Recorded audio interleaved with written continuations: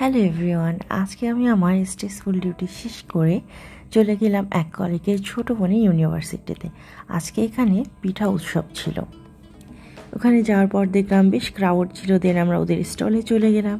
স্টলে যাওয়ার পরে দেখলাম বিভিন্ন ধরনের পিঠার আইটেম, এবং এই যে হচ্ছে ছোট্ট ছোট বোন, সে অনেক ট্যালেন্টেড, অনেক কিছু বানাতে পারে, প্লাস হচ্ছে অনেক আর্ট করতে পারে। এখানে বিভিন্ন রকমের পিঠা থেকে শুরু করে অনেক আইটেম ছিল, হাঁসের মাংস ছিল, রুটি ছিল।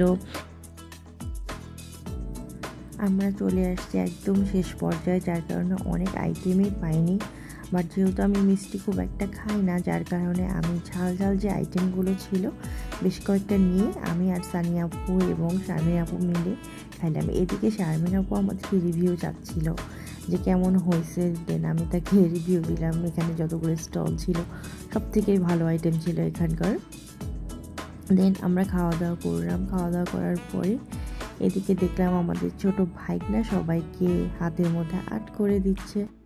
In the meantime Sharmin আপু বললো কেক খাওয়ার জন্য। দেন আমরা কেক খাওয়ার জন্য ওয়েট করলাম। আমাদেরকে 2 পিস কেক দেওয়া হলো। কেকটা আসলে অনেক বেশি ইয়ামি ছিল। আমরা কেক খাওয়ার পরে আমি চলে গেলাম আমার হাতে অঙ্কন করার জন্য। এটা সম্পর্কে আমাদের ভাইকনা হয়, আমার কলিগের ভাইকনা, সো আমারও ভাইকনা। সো ও আমার হাতের মধ্যে লিখে দিল পিঠা উৎসবের চিত্রাঙ্কন।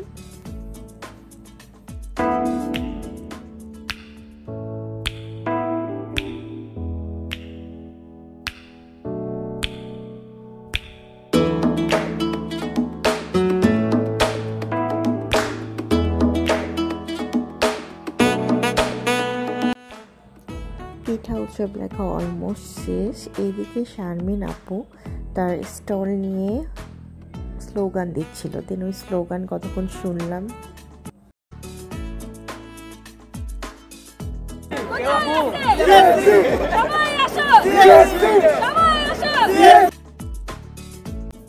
পরবর্তীতে আমরা বাকি স্টলগুলো একটু ঘুরে দেখলাম। এই স্টলটা পুরাই ছিল পেস্ট্রির, কাপকেকস।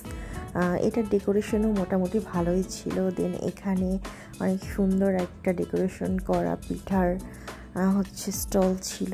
এখানেও অনেক পিঠা ছিল, সাথে আপুগুলো অনেক সুন্দর। আমরা সবগুলো স্টল ঘুরে ঘুরে দেখলাম। এখন এখানে বেশ কিছু জুয়েলারি আইটেম ছিল, যেগুলো হচ্ছে হ্যান্ডমেড, প্লাস হচ্ছে এখানে কাঠের তৈরি কিছু আসবাবপত্রও ছিল। যেগুলোর প্রাইস খুব একটা বেশি ছিল না, রিজনেবলের মধ্যেই ছিল।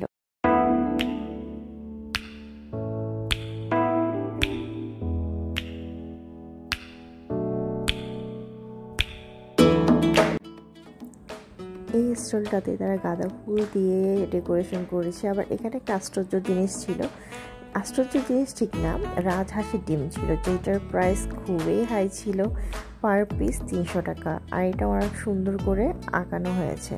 দেন এই স্টলটা আমার খুব ভালো লাগছে, খড়কুটা দিয়ে সুন্দর সাজানো ছিল, প্লাস এখানে একটা চুলাও ছিল, যেটা দেখতে মানে পুরোনো একটা ভাইব দিচ্ছিল। সো এই ছিল আজকে আমার ঘোরাঘুরি। আল্লাহ হাফিজ, সবাই ভালো থাকবেন, সুস্থ থাকবেন। Thank you for watching.